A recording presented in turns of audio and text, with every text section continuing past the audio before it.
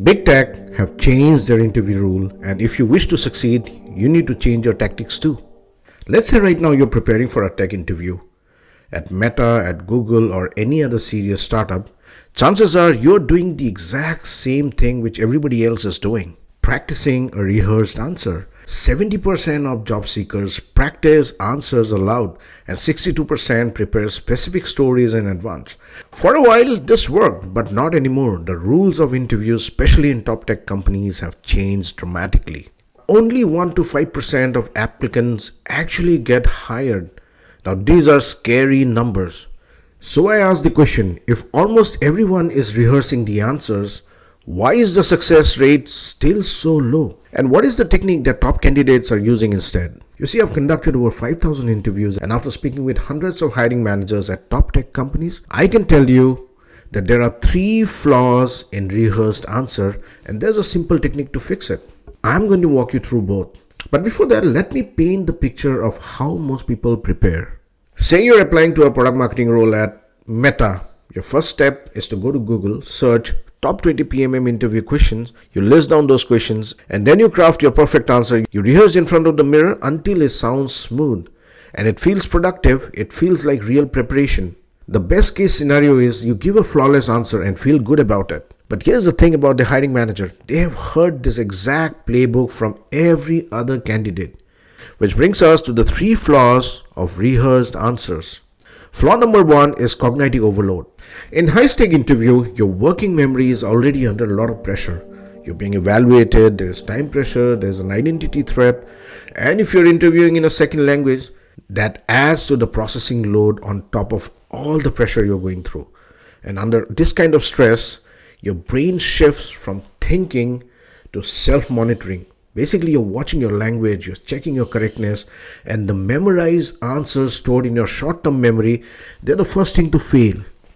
The more polished your answer is, the more cognitive effort it takes to deliver, and your performance deteriorates precisely when the stakes are at the highest. The second flaw is inflexibility with scripted answer. Now, memorized answers are built for specific question types or patterns. The moment an interviewer rephrases it, combines 2 prompts, or drills you deeper with follow-up questions, the script totally breaks. Now, interviewers today are expert in exploiting this particular loophole in your preparation. And when you answer with memorized content, even with your lived experience, your actual experience, you visibly hesitate. You end up contradicting earlier points or maybe give a generic theory when they are asking for specific metrics, specific decisions you took, specific what would you do differently. And I've rarely seen a comeback after this. Now the flaw number 3, and this one is new, is easy detection. Now a lot of candidates use AI tools to create answers. There's nothing wrong with that. But rehearsed answers are now easy to detect. Hiring managers and interview coaches report that they can now identify AI-generated or heavily scripted answers almost immediately. Now these answers contain all the right buzzword, but there's zero context, zero nuance, zero experiential detail. So there you go, 3 flaws in rehearsed answer: cognitive overload, inflexibility under follow-up, and easy detection. This makes simple rehearsed answers structurally unfit to match the new rules of modern interview process. Now, if you're here for the first time, I'm Chandan. I'm a startup founder and a marketer with 19 years of experience, and I've coached hundreds of people break in and grow in non-technical business roles in top tech companies and startup. And if you find this video useful and want more framework that actually work in real interviews, subscribe to the channel. So if rehearsed answers doesn't work, what does? Now that is a simple technique that top candidates use consistently to ace interviews even when they don't have a perfect answer. It requires you to invest in 2 things, a story bank and structured thinking that you pair with something I call emotional mapping. Now I'm going to talk about emotional mapping at the end. Let's first start with story bank. Instead of memorizing polished anecdotes, you build a bank of 8 to 12 raw career stories, real project, real conflict, real decisions you made. Each of these stories needs to be mapped to one competency that you want to demonstrate: ownership, bias for action, learning from failure, collaboration, data-driven decision, product impact. Now, in an interview, you pull one story from your story bank and adapt that story to the specific question in real time.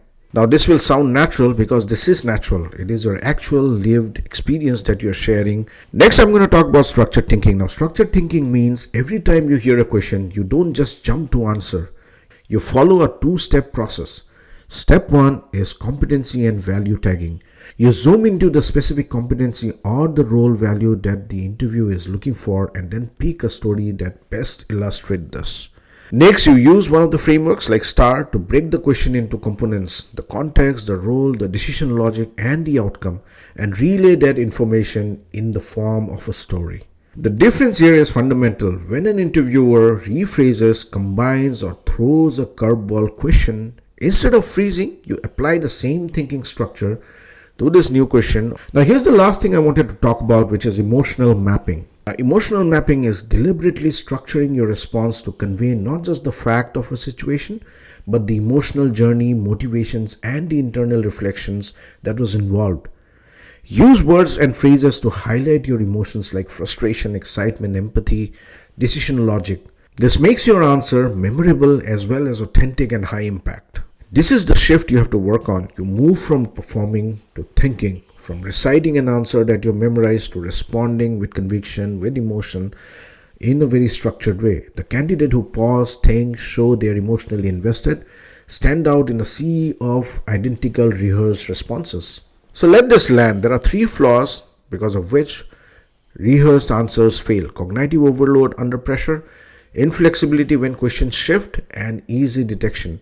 Now, the fix is very simple. Work on your story bank. Identify 8 to 10 stories that you can really use in an interview.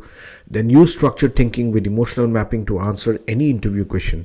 Now, if this changes how you think about interview prep, share this video with somebody who is about to walk into a tech interview. Also, subscribe to the channel as I share such breakdowns every week. And I'm going to see you in the next video.